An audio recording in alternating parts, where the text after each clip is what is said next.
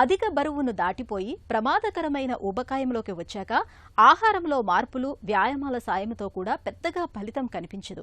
ఇలాంటప్పుడు పొట్టకు కుట్టువేయటం ద్వారా బరువును తగ్గించే బేరియాట్రిక్ సర్జరీని చేయించుకోవాల్సిందిగా డాక్టర్లు సిఫార్సు చేస్తూ ఉంటారు. అయితే ఈ బేరియాట్రిక్ సర్జరీలపై మనలో చాలా మందిలో చాలా రకాల నమ్మకాలు ప్రచారంలో ఉన్నాయి. బేరియాట్రిక్ సర్జరీలతో దుష్ఫలితాలు చాలానే ఉంటాయని, కొన్ని సందర్భాల్లో ప్రాణాంతకంగా కూడా పరిణమిస్తాయని నమ్ముతున్నారు. ఈ నేపథ్యంలో బరువును తగ్గించే బేరియాట్రిక్ సర్జరీలపై ఉన్న నమ్మకాలు, వాటిలోని నిజానిజాల గురించి డాక్టర్ని అడిగి ఇప్పుడు తెలుసుకుందాం.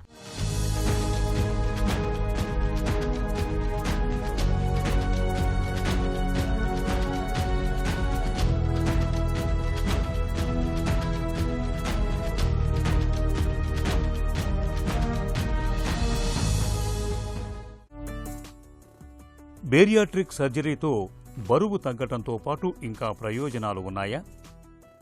ఎన్నో స్టడీస్ చేశారు. స్వీడన్ అని, అంటే ఫిక్స్డ్ పాపులేషన్ కాబట్టి అది కరెక్ట్ నాలెడ్జ్. అమెరికాలోను, తర్వాత ఇప్పుడు ఎప్పటి నుంచో చేస్తూ వస్తున్నారు.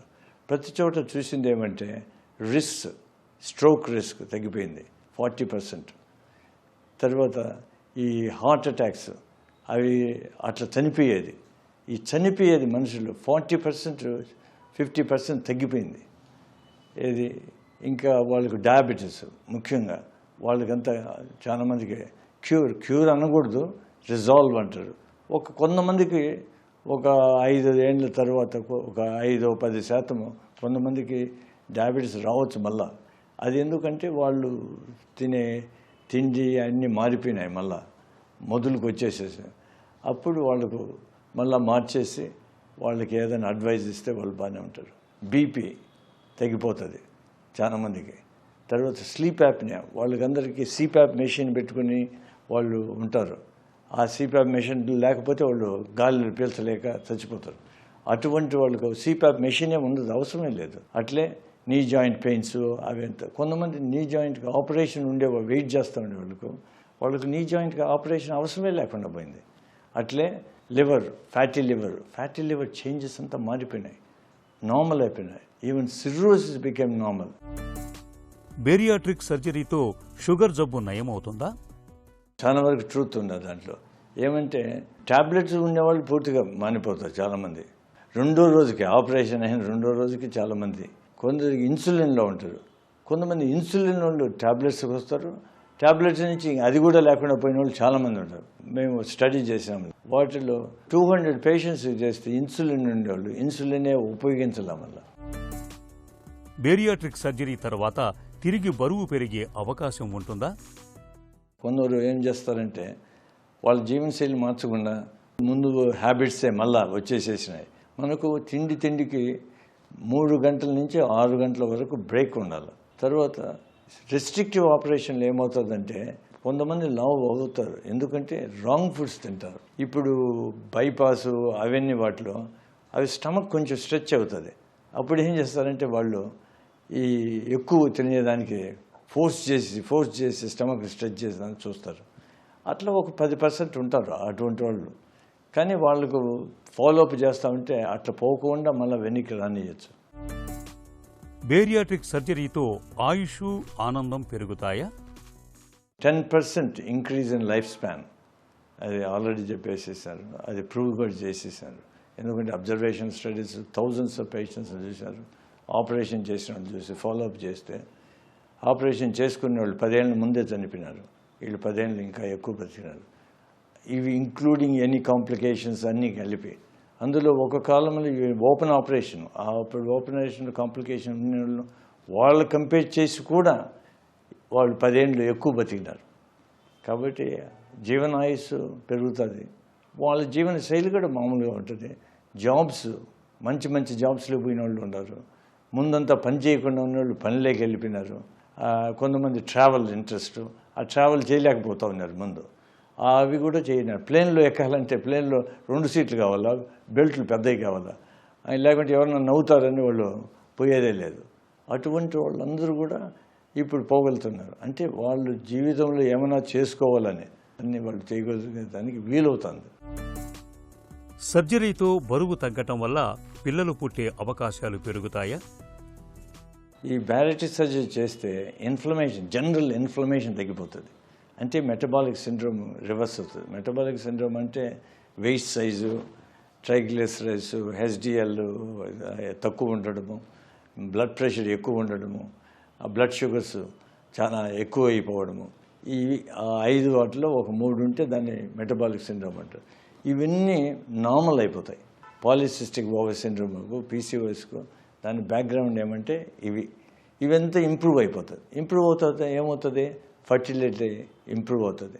కాబట్టి అంతకుముందు పిల్లలు పట్టుకున్న ఉండేవాళ్ళు చాలామంది, వాళ్ళకి ప్రెగ్నెన్సీ కావు మా లైఫ్లో ఇంకెప్పుడు కాదు అనుకున్న వాళ్ళు 3 నెలలకు 6 నెలలకే ప్రెగ్నెంట్ అయిపోయినారు. తర్వాత కొంతమంది ఏమంటే IVF వీలు కాదన్నారు. IVF వీలు కాదు ఫెయిల్ అయిన వాళ్ళు ఫస్ట్ టైమే ఇది IVF చేస్తేనే వాళ్ళు ఇమ్మీడియట్ ఇది అయిపోయినారు. కాబట్టి దీనివల్ల fertility improved a lot. PCOS complete అది డిస్ట్రాయిడ్. సర్జరీతో బరువు తగ్గటం వల్ల కీళ్ల నొప్పులు మాయమవుతాయా? ఇప్పుడు మనము బరువు తగ్గిపోతే ఇప్పుడు మనం నడిచినప్పుడు ఏమవుతుంది, మన హోల్ వెయిట్ దేని మీద ఉంటుంది, నీస్ మీద ఉంటుంది అండ్ యాంకిల్స్. ఇప్పుడు మనం వెయిట్ తగ్గినామనుకో మోకాళ్ళ మీద ఉండే ఆ వెయిట్ తగ్గిపోతేనే ఇమ్మీడియట్ పెయిన్ కూడా తగ్గిపోతుంది.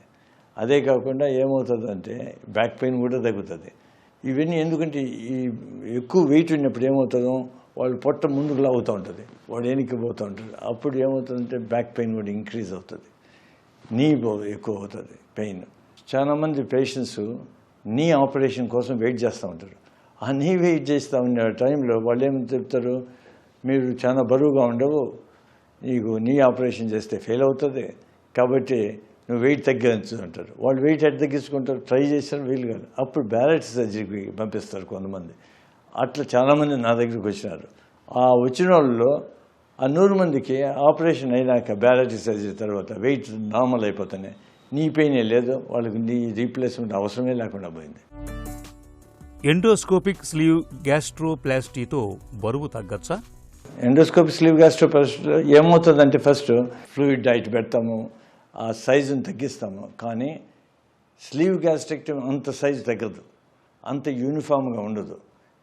ఏమవుతుందంటే ఈ స్లీవ్ గ్యాస్ట్రెక్టమీ చేసినప్పుడు స్ట్రెచ్ అయ్యేదానికి టైం పడుతుంది కొంత. ఇది ఏం లేదు, కొంతకాలానికి స్టార్ట్ స్ట్రెచ్చింగ్. ఈ స్టమక్ అంత నేరోగా ఉండదు, ఇది గ్రాడ్యువల్గా స్ట్రెచ్ అయ్యి బాగా స్ట్రెచ్ అయిపోయి వాళ్ళు ఫుడ్ అంతా తినగలుగుతారు. ఇంకోటి ఏమంటే కింద పక్కన యాంట్రమ్ అంటాం, ఆ స్టమక్ను వాళ్ళు ఏం చేయరు, అవి వదిలేస్తారు. ఆ యాంట్రమ్ బాగా స్ట్రెచ్ అవుతుంది. అది స్ట్రెచ్ అవుతానే బాడీ ఆఫ్ ద స్టమక్ను కూడా స్ట్రెచ్ చేస్తుంది.